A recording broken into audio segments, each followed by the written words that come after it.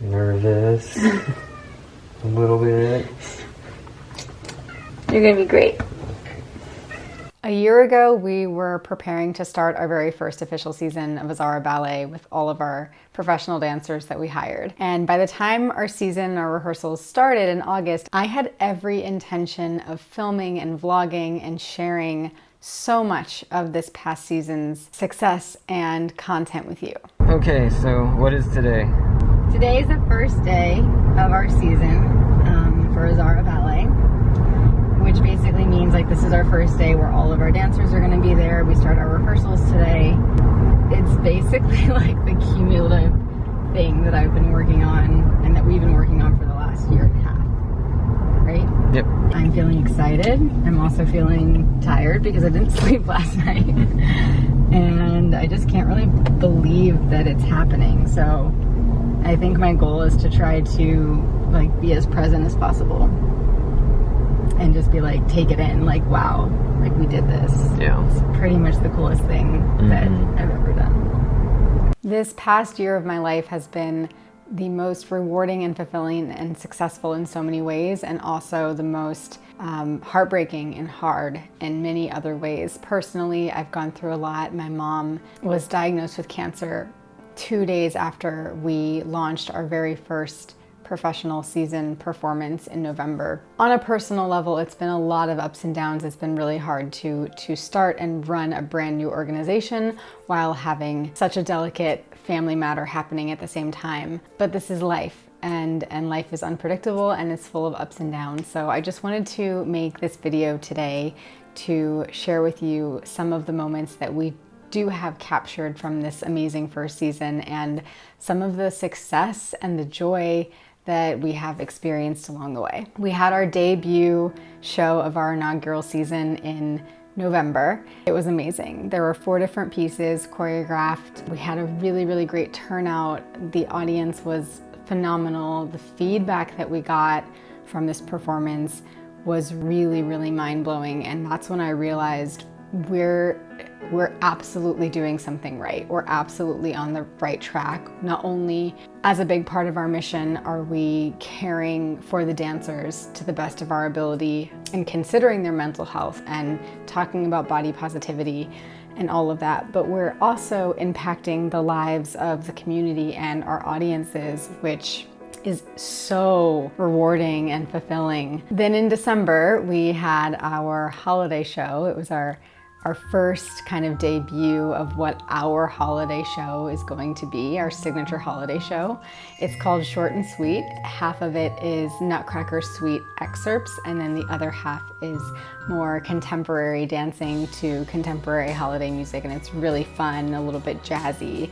And I really love having the contrast of those two things. Again, the feedback on that show was it was so well received, and I had people coming up to us after the show just saying like, this made my entire holiday season. I've just really been grateful for that, and I feel so honored that people are resonating with the work and the art that we are creating. So while that show was a lot harder for me because by then I already knew about what was happening with my mom, and it was an intense time coming up on the holidays and all that, I still had these pockets of happiness, and that is what dance does for me, and that is what performing does for me, and that is what creating Azara Ballet has done for me. I feel like I'm really doing the thing that I'm meant to be doing. Then our third and final major main stage show of the season was in March, and that was called Love Between Lines. And in that performance, again, we had 4 different original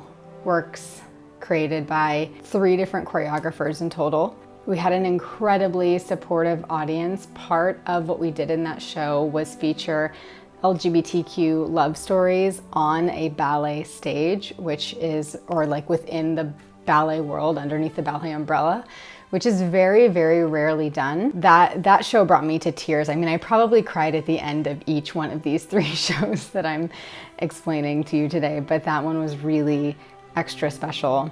I felt like we really gave something back to the LGBTQ community. As a person who's identified as queer for the majority of my life, it was really special for me to be able to bridge those two worlds that I've lived in, being ballet and the LGBTQ community. But all of the pieces that we did and all of the shows that we did were really special and meaningful and touched people's hearts. It was incredible to be back on stage again. I haven't been on a real stage in a real theater outside of like smaller kind of black box type theaters. November was my first time in 19 years. And it was surreal. It's really been a dream come true. I could not be happier with how this first season went. We were awarded 2 major grants this season, one through the Barancik Foundation and one through the Flo Johnson Singer Foundation. In addition to that, we were able to participate in something called the Giving Challenge, which is essentially a community fundraiser. And through that, we were able to raise over $33,000. And last but not least, we had a major fundraiser at the end of the year, which was our gala. It was a beautiful event. We had a lovely dinner and a small performance from a few of our dancers.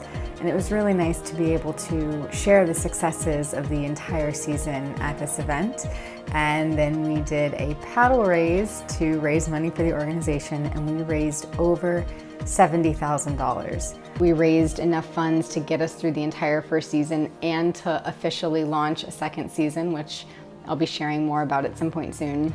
I just wanted to very quickly share some of the stats from our first season. We had over 1,000 audience members total, just locally here within Sarasota, who came to see our shows. In addition to that, about 250 people tune in that we were able to live stream. So I wanted to also thank you so much for tuning into that. It really meant a lot knowing that we had people from all over the world watching our performances. I'm hoping we're able to live stream some of the shows in this upcoming second season as well. We also taught about 45 outreach ballet classes, either to people who were autistic or neurodivergent, who were dealing with Parkinson's disease, or who were trauma survivors. So those are part of our outreach initiatives. And I think most importantly, I wanted to share some of our results when it comes to our dancers and our audience members. So as I've talked about before, some of the problems within the dance world are that we are statistically 3 to 5 times more likely to develop eating disorders.